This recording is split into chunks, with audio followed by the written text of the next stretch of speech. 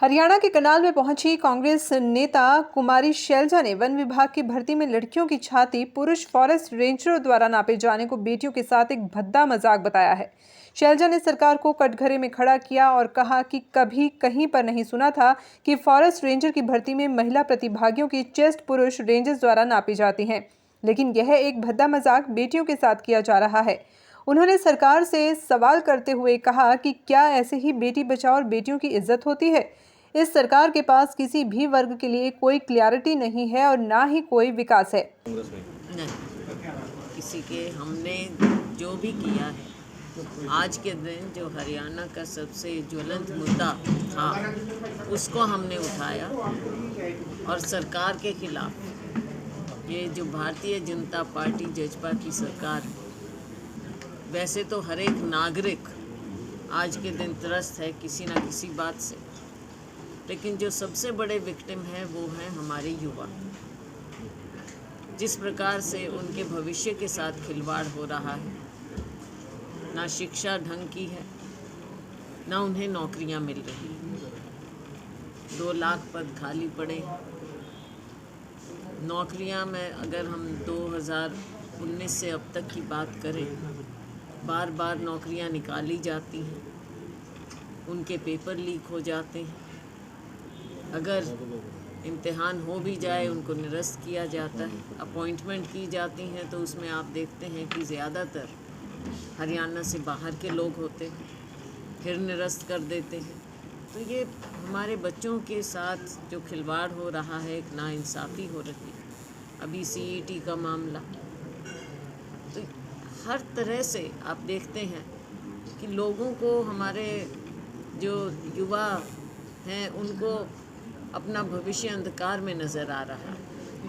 और CMI की report के मुताबिक सबसे ज़्यादा अगर अनएम्प्लॉयमेंट है, बेरोज़गारी, वो हरियाणा में है 37%। अब इस आंकड़े को ये माने ना माने, लेकिन असली आंकड़े भी नहीं दे पा रहे हैं। जो प्राइवेट सेक्टर है वहाँ नौकरियाँ नहीं मिल रही। हर तरह से हरियाणा का युवा आज के दिन अपने आप को ठगा हुआ महसूस कर रहा है। हमने ये मुद्दा उठाया और समय समय पर और भी मुद्दे होंगे जो भी उनको हम उठाएंगे। आप देख लीजिए, अभी जो वन विभाग की नौकरियों का मामला आया, क्या आपने कहीं भी सुना एक महिलाओं के साथ जो भद्दे से भद्दा मजाक किया गया कि वहाँ पर भी फिज़िकल टेस्ट में महिलाओं की चेस्ट नापी जाए? कहीं सुना है आपने? तो ये भद्दा मजाक नहीं है तो क्या है? कहाँ है बेटी बचाओ बेटी पढ़ाओ, बेटियों की इज्जत? क्या इस तरह से महिलाओं की इज्जत की जाती है? तो ये सरकार, किसी भी वर्ग को आप देख लीजिए, इनके पास ना क्लैरिटी है, ना कोई नीति है, ना कोई काम है, ना कोई विकास है। हम CM सिटी में हैं, लेकिन यहाँ के लोग बेहतर जानते हैं कितना बजट आया, कितना खर्चा गया। बड़े से बड़े घोटाले यहाँ पर हुए, लेकिन किसी अंजाम तक नहीं पहुँचे। तो जो मुद्दे होंगे हम उन्हें उठाते हैं। क्या बिना तो विधानसभा का या लोकसभा का चुनाव लड़ेंगे? हाँ जी। विधानसभा चुनाव लड़ेंगे या लोकसभा? जी आप।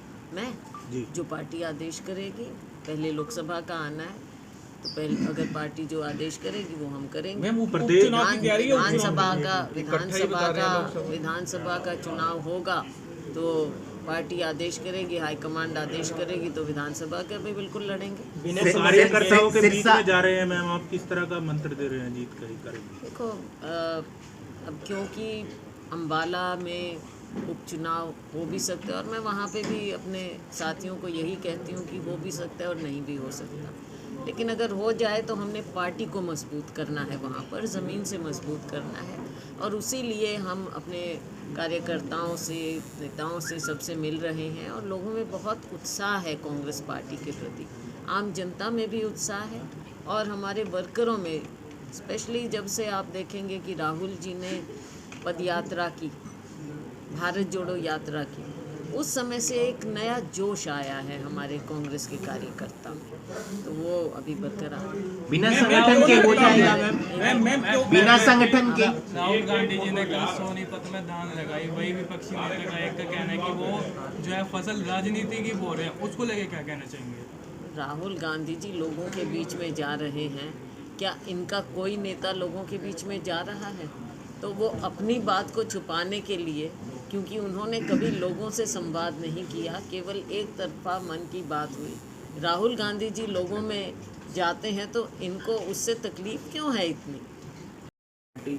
लंबा वक्त हो गया, बहुत बहुत लंबा वक्त हो गया। आपकी बात बिल्कुल सही है, और आप पिछली बार भी पूछा तो मैं, और हर जगह हमारे मीडिया के साथी पूछते हैं, और मुझे इसमें मैं छुपा भी नहीं सकती कोई बात, कैसे छुपा पाऊंगी, क्योंकि असलियत है कि संगठन नहीं बना, लेकिन अभी हमारे नए प्रभारी बने हैं और हमें उम्मीद है कि अब बनना चाहिए। विपक्ष आपके समक्ष आपके टाइम में ही रहते क्या वैसा संगठन में? एक एक करके पूछूंगा, सबके जवाब दे दूँ। मैम आप अध्यक्ष रहे फिर भी मतलब संगठन नहीं बन पाया? बन पाया, मैंने तो कहा ये मेरी सबसे बड़ी, जो मेरे को लगता है कि मैं नहीं कर पाई, ये सबसे बड़ा काम था जो नहीं कर पाई। कौन नहीं बन भिवानी में आज विपक्ष आपके समक्ष कार्यक्रम हो अब रहा आप है, पूछ आपके लो आराम संज्ञान से में पूछो। है? हाँ विपक्ष आपके समक्ष कार्यक्रम हो रहा है भिवानी में, हाँ।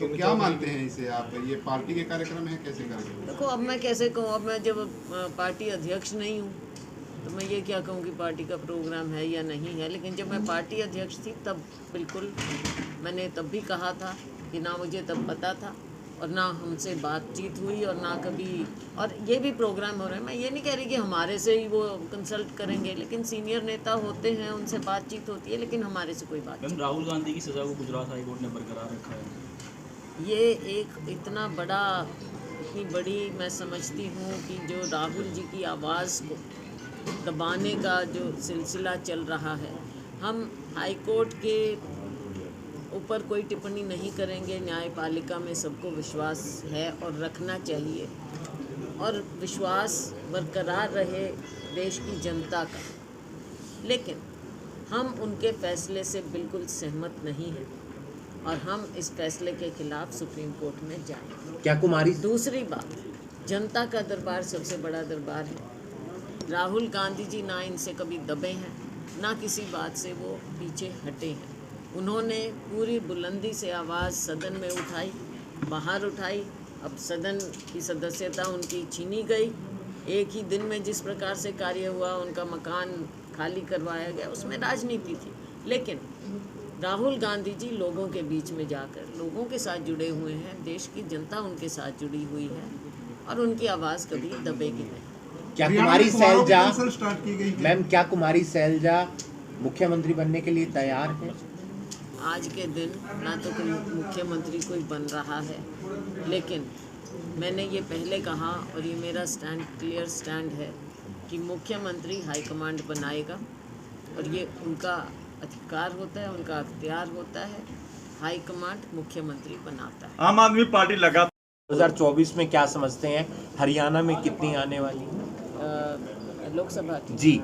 लोकसभा में मुझे लगता है जिस तरह से लोगों में एक विश्वास पैदा हो रहा है कांग्रेस पार्टी के प्रति, और देखो हमेशा राजनीति में दोनों बात होती है, नेगेटिव भी होता है, पॉजिटिव भी होता है। भारतीय जनता पार्टी के खिलाफ पूरी तरह से एक नेगेटिव वातावरण बना हुआ है और कांग्रेस पार्टी के प्रति पॉजिटिव वातावरण बना हुआ है, और मुख्य विपक्ष आज के दिन हरियाणा में कांग्रेस है। मुझे पूरा विश्वास है कि हम 10 की 10 सीट आने वाली लोकसभा में हरियाणा से विधानसभा में मुझे फिर वही लग रहा है कि जैसे जो लोगों का माहौल है, जगह जगह हम जा रहे हैं, लोगों की बात सुनते हैं, आप लोग खुद रिपोर्टिंग करते हैं और खुद मुख्यमंत्री के गृह विधानसभा क्षेत्र में आप बैठे हैं, लोगों से आपकी भी बातचीत होती रहती होगी।